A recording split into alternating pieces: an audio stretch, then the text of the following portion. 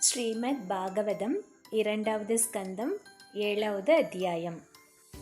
அத சப்தமோऽध्यायः. ब्रह्मोवाच यत्रोद्यतक्षितितलोद्धरणाय बिभ्रत्क्रौडिं तनुं सकलयज्ञमयीमनन्दः अन्तर्महार्णव उपागतमादिदैत्यं तं श्राद्धात्रिमिव वज्रधरो ददार. जातो रुचेरजनयत् सुयमान् सुयज्ञ आहूतिसूनुरमरानतदक्षिणायाम्.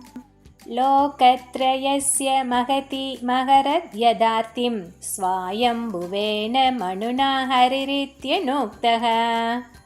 जङ्गे च कर्दमगृहे द्विजदेवहूत्यां श्रीभिः समं नवभिरात्मगतिं स्वमात्रे. ऊचे ययात्मशमलं गुणशङ्कभङ्गम् अस्मिन् विधूय कपिलस्य गतिं प्रपेदे. आत्रेरपत्यमभिकाङ्क्षत आहतुष्टो दत्तो मयाहमिति यद्भगवान् स दत्तः.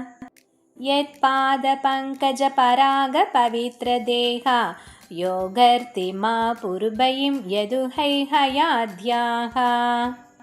तप्तं तपो विविधलोकसिसृक्षया मे आदौ सनास्वदपस्य स चतुसनोऽभूत्.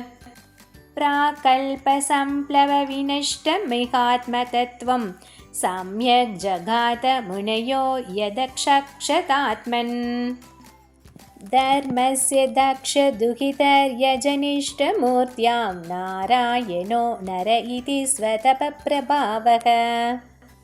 दृष्ट्वात्मनो भगवतो नियमावलोपं देव्यस्त्वनङ्गबृदना घटितुं न शेकुः. कामं दहन्ति कृतिनो ननुरोषदृष्ट्या रोषं दहन्तमुदते न दहन्त्यसह्यम्. सोऽयं यदन्तरमलं प्रविशन् बिभेति कामः कथं नो पुनरस्य मनश्रयेत. विद्धः सपत्न्युदितपत्रिभिरन्ति राज्ञो बालोऽपि सन्तु भगतस्तपसे वनानि. तस्माऽधा ध्रुवगतिं गृणते प्रसन्नो दिव्या स्तुवन्ति मुनयो यदुपर्यधस्तात्. यद्वेनमुत्पदगतं द्विजवाक्यवज्र विप्लुष्टपौरुषभगं निरये पतन्तम्. त्राट्वार्तितो जगति पुत्रपदं च लेभे दुःखा वसूनि वसुधा सकलानि येन. नाभेरसा वृषभ आससुदेवि सूनुर् यो वै चचार समदृग्जडयोगचर्याम्. यत्पारमहंस्यं ऋषयः पदमामनन्ति स्वस्थप्रशान्तकरणपरिमुक्तसङ्गः. सत्रे ममास भगवान् हयशीरशातो साक्षात् स यज्ञपुरुषस्तपनीयवर्णः. छन्दोमयो मगमयोगिलदेवतात्मा वाचो बभूवुरुषति स्वसतोऽस्य नस्तः.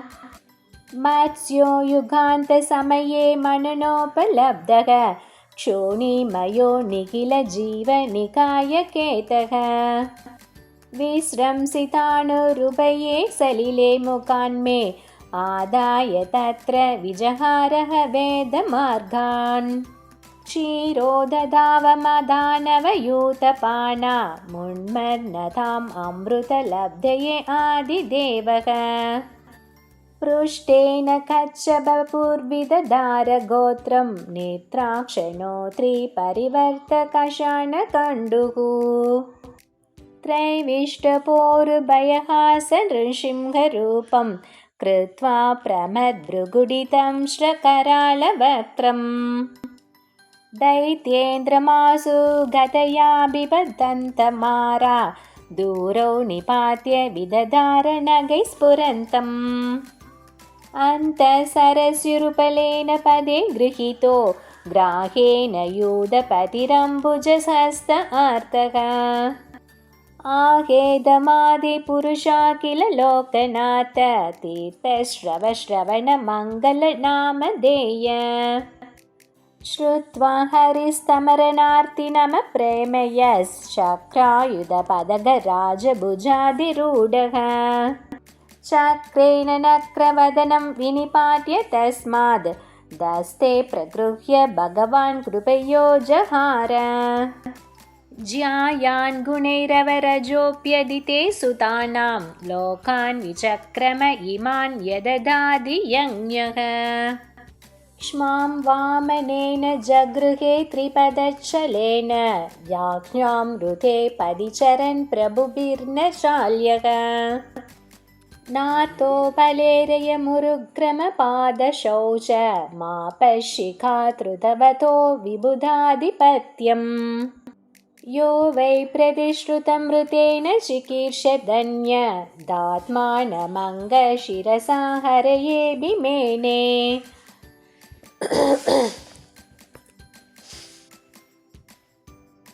तुभ्यं च नारदभृशं भगवान् विवृद्ध भावेन साधु परितुष्ट उवाच योगम् ज्ञानं च भागवतमात्मसतत्वदीपं यद्वासुदेव शरणाविदुरन्यसैव चक्रं च दीक्ष्वविहतं दशसुष्वतेजो मन्वन्तरेषु मन्वदशदरो बिभर्ति दुष्टेषु राजसु धमं व्यददात् सकीर्तिं सत्ये त्रिपृष्ठ उशतिं प्रदयं सचरित्रैः धन्वन्तरिष्य भगवान् स्वयमेव कीर्तिः नाम्ना नृणां पुरुरुजां रुज आशुहन्ति यज्ञे च भागम् अमृतायुरवावरुद्ध आयुष्य वेदमनुशास्त्यवतीर्य लोके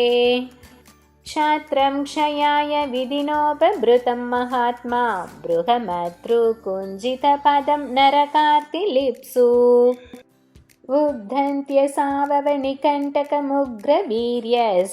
उद्धन्त्यसाववनिकण्टकमुग्रवीर्यस्त्रीशब्दकृत्व उरुधार परश्वदेन अस्मत्प्रसादसुमुखकलया कलेश ईक्ष्वाकुवंशमवतीर्य गुरोर्निदेशे तिष्ठन् वनं सतयितानुज आविवेश यस्मिन् वृद्ध्य दशकन्धर आर्तिमार्षत् यस्मा अदादु दधिरूढभयाङ्गवेपो मार्गं सपत्यरिपुरं हरवद्दिदक्षोः दूरे सुकृन्मदितरोषशुषणो दृष्ट्या तातप्यमानमकरोरगनक्रचक्रः वक्षस्थलस्पर्शृग्नमहेन्द्रवाह दन्तैर्विडम्बितककुब्जशुगूढहासम् साध्योऽसुभिसहविनेष्यति धारहर्तुर्विस्फुजितैर्धनुष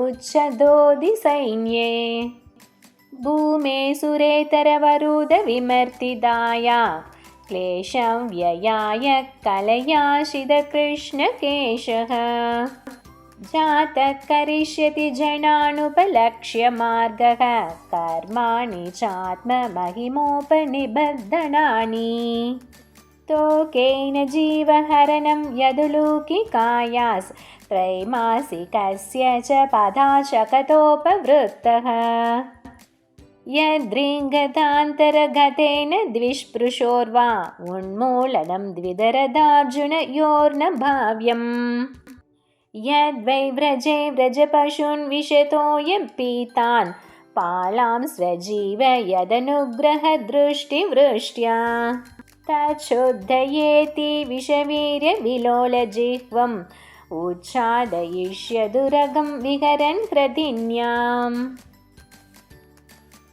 तत्कर्म दिव्यमिव यन्निशिनिशयानं तावाग्निना शुचिवने परिदह्यमाने उन्नेष्यति व्रजमतो वसितान्तकालं नेत्रे पिधाभ्य सबलो न दिग्गम्य वीर्यः गृह्णीत यद्यदुपबन्धममुष्य माता शुल्बं सुतस्य न तु तद्ददमुष्यमाति यजृम्भतोऽस्य वदने भुवनानि गोपी संवीक्ष्य शङ्कितमना प्रतिबोधिदासीत् नन्दं च मोक्ष्यति भयात् वरुणस्य पाशाद् गोपान् बिलेषु पिहितान् मयसूनुना च आज्ञापृतं निशिशयानमतिश्रमेण लोकं विकुण्ठमुपनेष्यति गोकुलं स्म गोपैर्मके प्रतिहते व्रजविप्लवाय देवे विवर्षति पशून् कृपयारिरक्षुः दर्दोक्षिलिन्द्रमिव 7 दिनानि 7 वर्षो महिद्रमणकैककरे सलीलम् क्रीटन् वने निशिनिशाकरस्मि गौर्यां रासोन्मुखकलपदायतमूर्जितेन उद्दीपितस्मररुजां व्रजभृद्वधूनां हर्तुर्हरिष्यति शिरोधनधानुगस्य ये च प्रलम्बकरदुरकेश्यरिष्ट मल्लेबकंसयवनाकुजपौण्ड्रगात्याः अन्ये च शाल्वकबिबल्वलदन्तवक्त्र सप्तोक्षसम्भरविधूरतरुक्मिमुख्याः ये वामृदे स्मितिशालिन आतचापाः काम्बोजमत्स्य कुरुकैकयसृज्जयात्याः यास्यन्त्यदर्शनमलं बलपार्थ भीम व्याजाह्वयेन हरिणा निलयं तदीयम् कालेन मीलिददीयमवमृश्य नृणां स्तोकायुषां स्वनिगमो बददूरपारः आविर्हितस्वनो युगं सहि सत्यवत्यां वेदद्रुमं विदपशो विभजिष्यति स्म देवद्विषां निगमवर्त्मनि निष्ठितानां पूर्भिर्मयेन विहिताभिरदृश्य दुर्भिः लोकान्घ्नतां मदिविमोहमदिप्रलोभं वेषं विधाय बहुभाष्यत औपधर्म्यम् यर्ह्यालयेष्वपि सतां न हरे कथा स्युः पाकण्ठिनो द्विजजना वृषला नृदेवाः स्वाहा स्वदा वशदिति स्म गिरो न यत्र शास्ता भविष्यति कलिर्भगवान् युगान्ते सर्गे तपोऽहं ऋषयो नवये प्रजेशाः स्थाने च धर्ममगमन्वमरावनीशाः अन्ते द्वधर्महरमन्युव शाशराध्या माया विभूतय इमा पुरुषक्तिभाजः विष्णोर्नुवीर्यगणनां कथमोर्हदीह य पार्थिवान्यपि कविर्विममे रजांसि च स्कम्भयस्वरं हसास्कलता त्रिपृष्ठं यस्मात् त्रिसाम्य सदना दुरुकम्पयानम् नान्तं विदां यकममि मुनयो क्रजास्ते मायापलस्य पुरुषस्य कुतो परेये गायन् गुणान् दशशतानन आदिदेवः शेषादुनापि समवस्यति नास्य पारम् येषां स एव भगवान् दययेतनन्तः सर्वात्मना आश्रितपदो यदि निर्व्यलीकम् ते दुष्टराम् इति तरन्ति च देवमायां नैषां ममाहमिति दीश्वश्रुकालभक्ष्ये वेदाहमङ्गपरमस्य हि योगमायां यूयं भवश्य भगवानत दैत्यवर्यः पत्नी मनो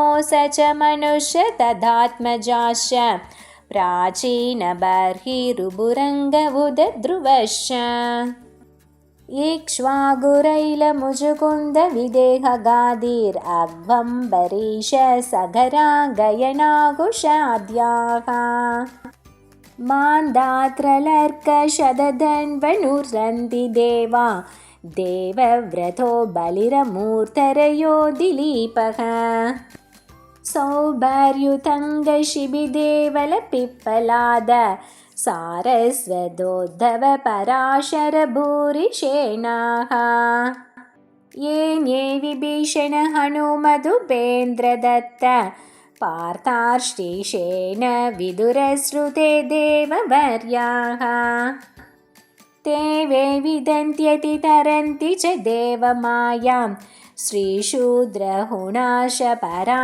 अपि पापजीवाः यद्यद्भुतक्रमपरायणशीलशिक्षा स्त्रियग्जना अपि किमु श्रितधारणाये शाश्वतप्रशान्तमभयं प्रतिबोधमात्रं शुद्धं समं सदसतपरमात्मतत्त्वम् शब्दो न यत्र पुरुकारगवान् क्रियार्थो माया परैत्यभिमुखे च विलज्जमाना तद्वै पदं भगवतः परमस्य पुंसो ब्रह्मेति यद्विदुरजस्रसुखं विशोकम् सात्र्यं यतयो यमकर्तहेतिं जाह्युस्वाराडिव निपानघनित्रमिन्द्रः स श्रेयसामपि विभुर्भगवान् यतोऽस्य भावस्वभावविहितस्य सतप्रसिद्धिः देहे स्वधातु विगमेनु विशीर्यमाणे व्यामेव तत्र पुरुषो न विशीर्युतेजः सोऽयं ते विहितस्तात भगवान् विश्वभावनः समासेन हरेणान्यदन्यस्मान् सदसच्चयतु इदं भागवतं नाम यन्मे भगवतोदितं सङ्ग्रहोऽयं विभूतीनां त्वमेतद्विपुलीकुरु यथा हरो भगवती नृणां भक्तिर्भविष्यति सर्वात्मन्यखिलाधारे इति सङ्कल्पवर्णय मायां वर्णयतो मुष्य ईश्वरस्यानुमोदतः शृण्वत श्रद्धया नित्यं माययात्मानमुह्यति इति श्रीमद्भागवते महापुराणे पारमहंस्यां संहितायां द्वितीयस्कन्धे ब्रह्मनारदसंवादे सप्तमोऽध्यायः। श्रीहरिये नमः। श्रीहरिये नमः। श्रीहरिये नमः।